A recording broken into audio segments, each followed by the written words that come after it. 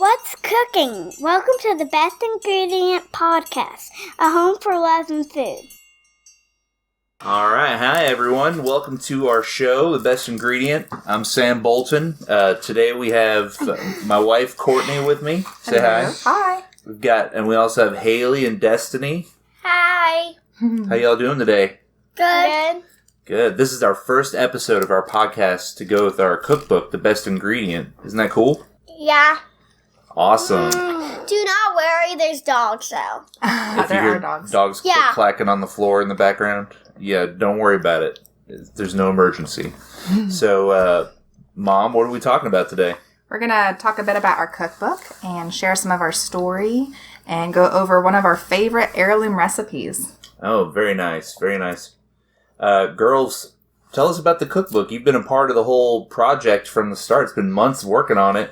Well, my mom's been working on it since about 2 months or one. Yeah, that's a good time. And we drew pictures of the food that we were gonna make. Oh, yeah. And it's gonna be in the cookbook, and every time my mom does it, I'm like, Mom. Yeah, And because she's always busy on it. and Mom's stuff, been working so. hard putting the recipes together and spending a lot of time. And she's doing it because of podcast one. We're recording We're right doing now. it now. Haley's just not rolling. But well, we are But do you know why we're doing the cookbook? Haley, Haley, can you tell us why we're doing the cookbook? As she takes a bite of eggs. I'll say it. Well, no, I'm gonna do it. I'll say it. we're raising funds for Jessica. You have to say it. So I started the cookbook as a way to raise funds for our oldest therapy, Jessica. And it's really precious. It's become more of a love letter to her and a keepsake for many. It's full of hand-me-down recipes and stories, not only from our family, but from our friends and our greater community. We've been careful to protect Jessica's privacy while also making an attempt to raise awareness, not only for her special needs, but of all families who struggle with this level of trauma. It can be very lonely, one that's hard to understand and easily misunderstood. Yet without local support, there's a risk of the family failing. Mm-hmm. So we're hoping to raise awareness in that way. Hey, can you tell me how we found you? Well, they saw pictures of us, and they Do you remember who Tammy is? Is Tammy the one that is my mom's friend or something? Yeah, I worked with her. Yeah, and they worked with her, and she's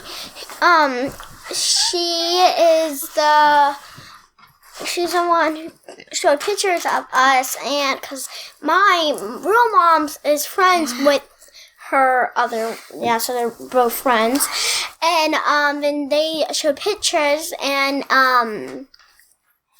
then they liked us, and then they don't tell the rest, because I'm just that then we just got adopted, and first we had to go through foster care and court and stuff like that, and so now we are doing so now we got adopted, but we still haven't had our adoption party. We had a little one, but we're still waiting until our other one. Thanks, coronavirus. Yeah. Yeah, so the other, I also my sister has, we didn't notice that my sister had to go to public school. Had to. So, She had to. And so,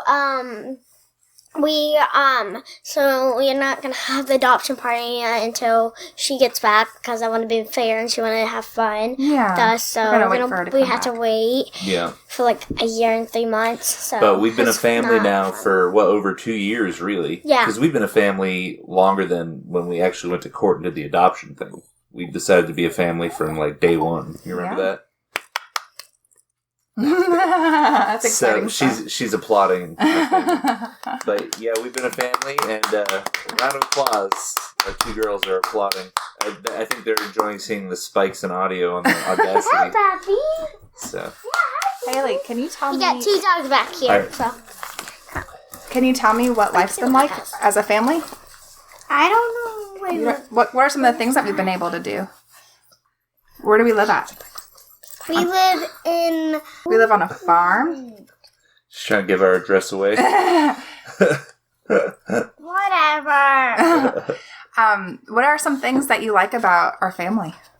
Well, we got to go to Disney, and we get to live on a farm. Of course we do. We used to live in the city, but my mom and dad are like, no. Yeah. So we moved over here so that bad stuff wouldn't happen, and nothing happened so far. We just are still getting our house fixed up and doing all this other stuff. What is your advice to other kids? Do you know what advice be means? nice to them. You want to be nice to them? Be nice to them? Do you have any? And I don't want to get bullied. No, it's like any tips you want to give to any kids who might be dealing with some of the same stuff y'all have to deal with. Do you have any tips Like being bullied? or like if you have any issues with bullies, maybe? But I was more thinking about how, you were adopted, you went through foster care, you had to deal with trauma and stuff like that. Any advice for how to deal with that kind of stuff? I don't know what you. Do you have any advice, Jess? Well, advice about us getting adopted?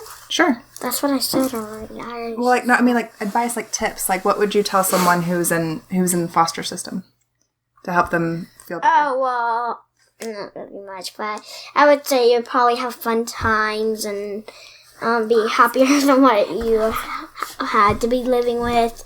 And, because when you just are, that's why you got to be foster care, because your parents, couldn't take care of you much and they weren't, helping you. So you had to go somewhere else where you can actually get healthy and,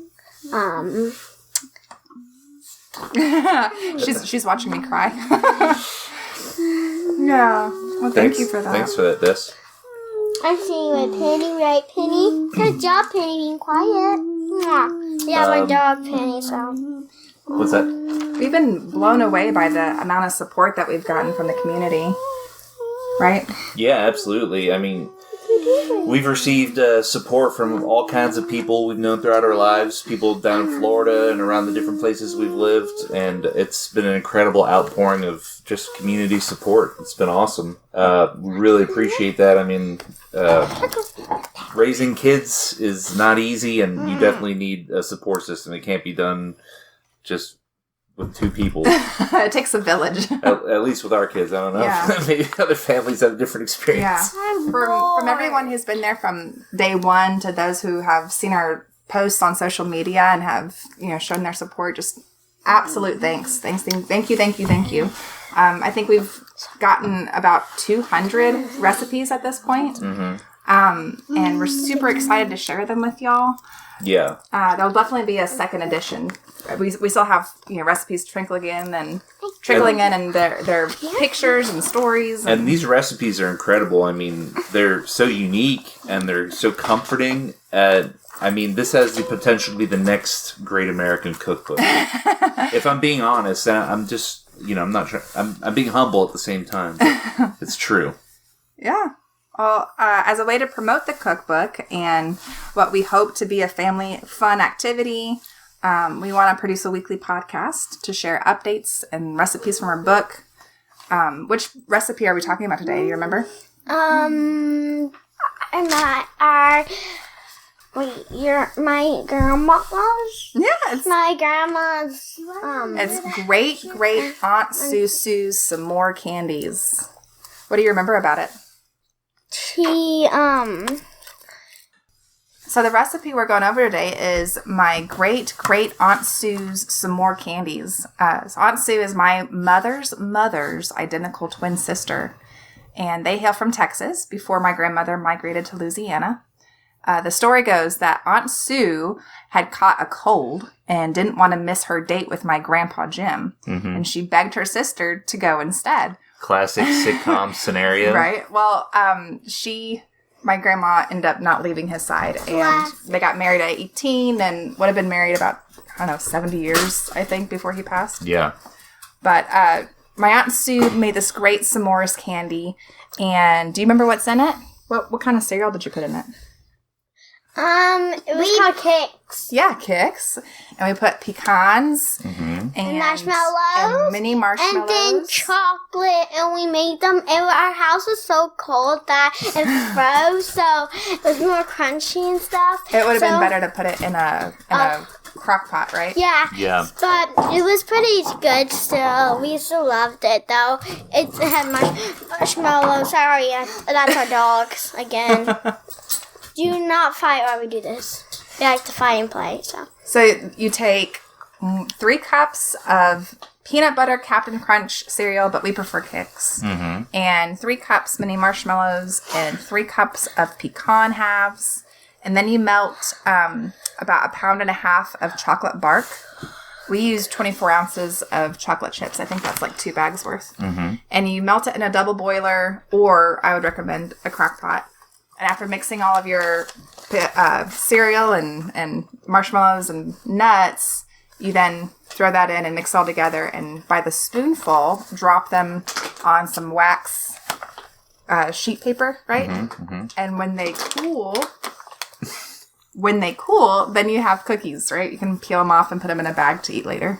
Yeah, absolutely. And then you guys did the double boiler method. It turned out okay, right? But well, yeah. Because the air was during a snowstorm and our kitchen gets a little cold. It was the chocolate was hardening too fast. But it turned out. But you're saying the ideal method is to use a crock pot. Right. That way it's a bit more smooth.